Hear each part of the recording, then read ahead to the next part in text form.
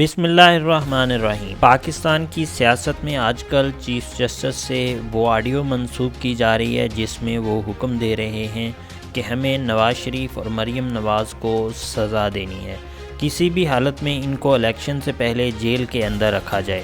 یہ بات ہے 2013 کے الیکشن کے بارے میں۔ آڈیو میں سنا جا سکتا ہے کہ چیف جسٹس کہہ رہے ہیں کہ میں نے اس بارے میں اپنے دوستوں سے بھی ذکر کیا، لیکن وہ مجھے اس بات کا مشورہ دے رہے ہیں کہ یہ پاسبل نہیں ہے، جبکہ آواز میں جو بات ہو رہی ہے وہ زیادہ کلیئر تو نہیں ہے، لیکن پھر بھی سنا جا سکتا ہے کہ وہ کہہ رہے ہیں کہ یہ پاسبل واقعہ ہی نہیں ہے، جبکہ چیف جسٹس یہ فرما رہے ہیں کہ میں نے یہ کرنا ہی کرنا ہے۔ جبکہ دوسری طرف اگر دیکھا جائے تو سابق چیف جسٹس نے خود سے منسوب کردہ آڈیو کو جعلی قرار دیا ہے۔ انہوں نے کہا ہے کہ یہ آڈیو فیبریکیٹڈ ہے جو کہ مجھ سے منسوب کی جا رہی ہے۔ کبھی بھی جوڈیشری کے اوپر اثر انداز ہونے کی کوشش میں نے نہیں کی۔ پاکستان کی عدلیہ آزاد ہے اور یہ پاکستان کی عدلیہ اور میرے خلاف ایک قانونی سازش ہے۔ اس معاملے میں شہباز شریف نے بھی اپنی خاموشی توڑی اور انہوں نے کہا کہ نواز شریف اور مریم نواز کو سیاسی عمل سے دور رکھنے کے لیے ایک سازش کی گئی۔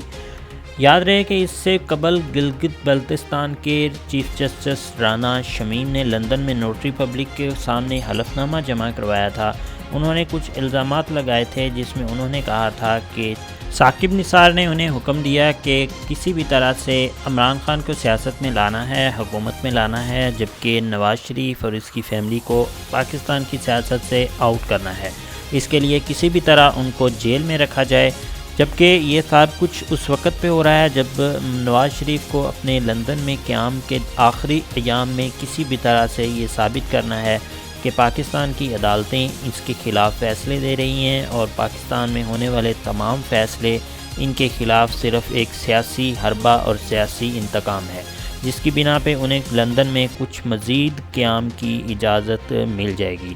آپ اس ویڈیو کے بارے میں اپنی رائے دیجیے اور بتائیے کہ آپ اس ویڈیو کو اصل جانتے ہیں یا یہ پاکستان کے سابق چیف جسٹس ثاقب نثار کے خلاف ایک سازش ہے۔